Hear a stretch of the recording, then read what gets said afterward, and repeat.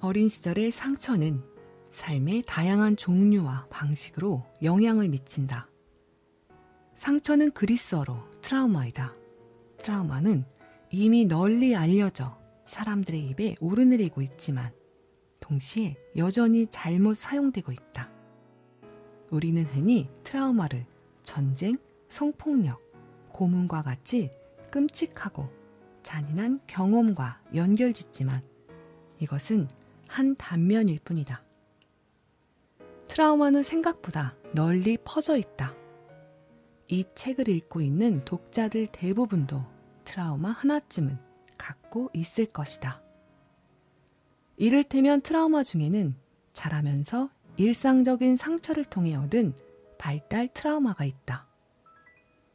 성인이 된 지금의 시각에서 보면 별로 대수롭지 않다고 여길 수도 있지만 어린 시절에 감당하기에는 심각하게 부정적인 영향을 미치는 경험을 했을 때 생긴다. 이것은 주로 부모가 아이를 대하는 방식을 통해 만들어지는데 극단적인 사건이나 잔혹함 때문이 아니라 부모의 무지나 선입견, 능력 부족 때문에 벌어진다. 어떤 사건의 결과를 이해하려면 가장 먼저 우리가 위험에 어떻게 반응하는지 알아야 한다. 이것은 생물학적인 반응으로 결코 병적이거나 비정상적인 것이 아니다.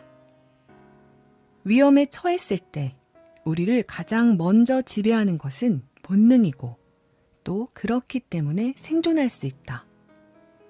이런 생존 메커니즘으로부터 나오는 반사들은 비교적 많이 알려져 있는데 투쟁 또는 도피 반응, 제압 당할 때의 경직 반응 등이다. 다음과 같은 위험 상황을 가정해보자. 캐나다에서 숲속을 산책하고 있는데 갑자기 어떤 소리가 들린다. 내 몸은 반사적으로 반응을 보이는데 먼저 공포 반사가 일어나 근육이 수축된다. 그래서 나는 몸을 움츠린다. 그런 다음에 대부분의 사람이 의식하지 못하는 일이 일어난다. 몸을 뻗어서 소리가 들리는 곳을 향해 귀를 기울인다. 소리가 나는 곳을 향해 귀를 기울이는 것은 아주 중요한 반응으로 우리에게 긴장을 풀어도 되는지 안 되는지를 알려준다. 이런 상황에서 나는 깨어있고 주의를 집중하고 나의 모든 초점은 위험이 도사리고 있는지 알아내는데 완전히 집중된다. 이때 바스락거리는 소리가 들리고 나는 깜짝 놀라서 움찔한 다음 소리가 나는 방향을 쳐다봤다. 그리고 곰을 발견했다. 그러면 몸은 즉각 경고 반응을 일으킨다. 이때 내 몸에서는 어떤 일이 일어날까? 가장 먼저 나의 주의력은 자극에 완전히 집중되는데 어쩌면 터널 시야 현상을 경험할 수도 있다. 시야는 좁아지고 눈앞의 상황에만 온 신경이 쏠린다. 예를 들어 나는 새로운 부엌의 타일을 무슨 색으로 할지 따위는 생각하지 않는다. 동시에 내 몸의 생존 메커니즘은 상황에 적절하게 대처하기 위해서 엄청난 양의 에너지를 준비해 놓는다. 이런 과정은 몸에서 놀랄 정도로 순식간에 일어난다. 몸은 투쟁 또는 도피를 위한 대처에 들어가고 의식적인 결정은 배제된다. 이런 순간에는 우리 뇌의 오래된 부분들이 주도권을 잡고 비상 상황에 맞는 복잡한 생리적인 과정들을 진행시킨다. 그렇다면 공격과 제압을 당할 경우 몸에서 어떤 일이 일어나는지 구체적으로 살펴보자. 우선 우리의 몸에는 믿을 수 없을 정도로 많은 에너지가 총동원된다. 마치 집에 벼락이 떨어지기라도 한 것처럼 말이다. 벼락이 떨어지면 일단 220V로 맞춰진 전력에 과부하가 걸리게 되고 긴급 차단 시스템이 작동해서 퓨즈가 끊어진다. 우리 몸에도 이와 비슷한 일이 일어난다. 부교감 신경계가 비상 안전 장치처럼 작동하여 우리 몸을 차단한다.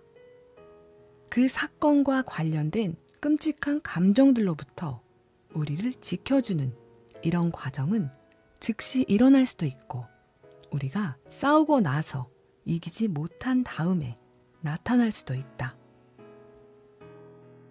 교감신경계의 과잉 활성을 암시하는 증상들. 한시도 가만히 있지 못하고 계속 무언가를 하거나 움직인다. 나는 행동한다. 고로 존재한다.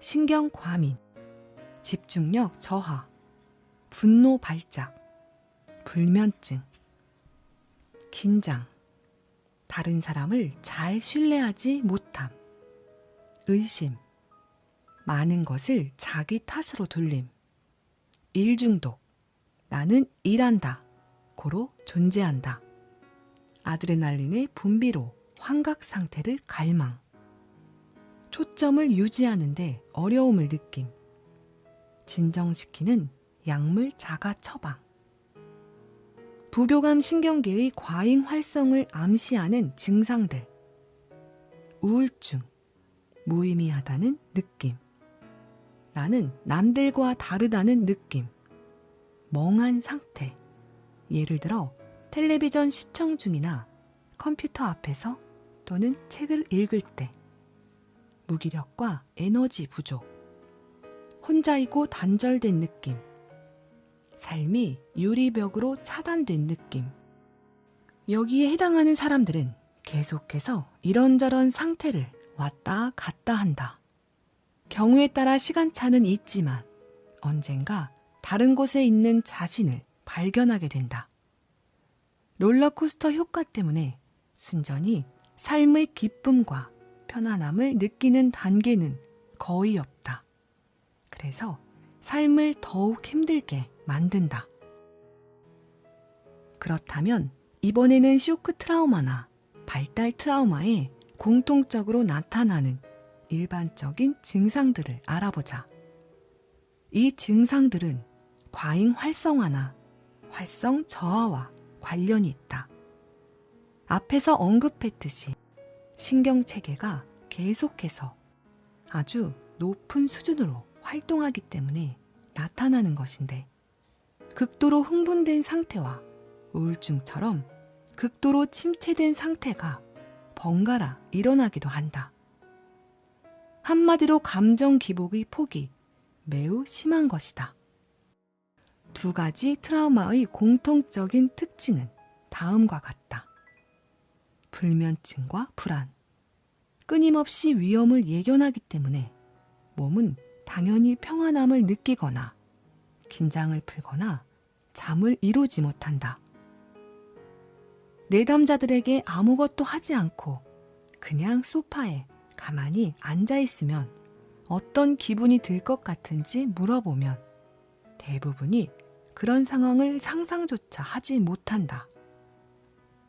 외적으로 평온한 상태가 되어도 내면에서는 계속해서 불편한 감정이 올라온다. 그래서 계속해서 몸을 움직이는 것이 훨씬 더 쉽고 편할 수 있다. 어떤 사람들은 이런 특징 때문에 상당한 성공을 거두기도 하는데, 일 중독인 사람이 직업적인 성공과 돈, 지위라는 보상을 받을 확률은 높을 수밖에 없다. 불안과 공황, 트라우마 치료들은 불안 상태와 공황 발작을 트라우마의 증상으로 꼽는다. 공황 발작은 내면의 에너지 레벨이 계속 과잉 흥분 상태인 것을 말한다. 이런 과잉 흥분은 대개 높은 근육 긴장과 다른 곳으로 관심 돌리기, 수행하기를 통해서 처리되는데, 공황 발작은 과잉 흥분의 내적 상태를 더는 유지하지 못하고 증기 보일러처럼 끓어오르는 현상이다. 요인은 사실상 주변에 있는 모든 것이 될 수 있다. 분노. 어떤 사람들은 불안을 느끼지 못하는 대신에 분노 발작을 일으킨다. 주변 사람들은 이런 사람들을 예측 불가능하다고 여기면서 견디기 매우 힘들어한다. 진행은 공황 발작과 비슷하지만 내면의 과잉 흥분은 다르게 해석할 수 있다. 이런 사람은 자신이 공격받는다고 생각하기 때문에 외부의 모든 자극에 분노로 반응한다. 변덕, 쉽게 놀라기, 과잉 행동. 트라우마 사건을 겪은 후에 나타나는 또 다른 증상이다. 어떤 사람들은 집중하는 것을 몹시 힘들어하기도 한다. 내면의 불안이 너무 커서 오랫동안 한 가지 일에 몰두하지 못한다. 어떤 내담자는 책을 읽기 힘들어하는 경우도 있었다. 흥분 저하, 탈진, 우울증. 과잉 흥분 상태는 몹시 힘들기 때문에 얼마 지나면 몸은 저절로 안전 시스템을 가동한다. 퓨즈가 끊어지면 당사자는 롤러코스터의 다른 쪽인 흥분 저하 또는 탈진에 이르게 되고 말 그대로 차단된 느낌을 받는다. 사람들은 흔히 일이 끝나고 나서 탈진 상태에 빠진다. 그런데 놀랍게도 많은 사람이 이런 상태를 긴장 이완과 헷갈려 한다. 긴장 이완은 근긴장도가 낮아지고 내적으로 차분해지면서도 현재를 느낄 수 있는 편안한 신체적 상태로 탈진과는 전혀 다르다. 이들이 느끼는 단절감, 감정적 무감각, 통증은 과잉 흥분 상태가 지속되면서 자신의 에너지 비축량을 다 써버렸기 때문에 나타나는 현상이다. 과잉 흥분 상태와 과잉 이완 상태를 오락가락하는 간격은 길 수도 있고 아주 짧을 수도 있다. 어떤 사람들은 직장에서 뛰어난 능력을 발휘하지만 저녁에 집에만 돌아가면 쓸모없는 사람이 되어버린다. 또 어떤 사람들은 낮에는 무기력하고 멍한 상태이지만 밤에는 내적 동요 때문에 잠을 이루지 못한다. 우리는 이런 상황에 처했을 때 자가 처방하려는 경향이 있다. 특히 인위적인 진정제를 통해 이것을 해결하려고 한다. 술, 음식, 컴퓨터, 텔레비전, 흡연 등등이 가장 널리 사용하는 방법들이다. 이렇게 신경계가 자기 조절 능력을 상실한 상태가 오래 지속될수록 사람은 엄청난 피로감을 느낀다. 어떤 시스템도 장기적으로 흥분 상태에 머물러 있을 수는 없기 때문이다. 계속되는 과잉 흥분과 과잉 이완의 과격한 전환 역시 시스템에 무리를 준다. 포르쉐 운전석에 앉아서 가속 페달과 브레이크를 동시에 밟는 사람이 누가 있겠는가? 만약 그렇게 한다면 휘발유만 엄청나게 소비하고 아무 곳에도 가지 못하면서 자동차 성능만 저하될 것이다. 스트레스를 받으면 간은 충분한 에너지를 제공하기 위해서 모든 힘을 쏟아 해독 작용을 한다.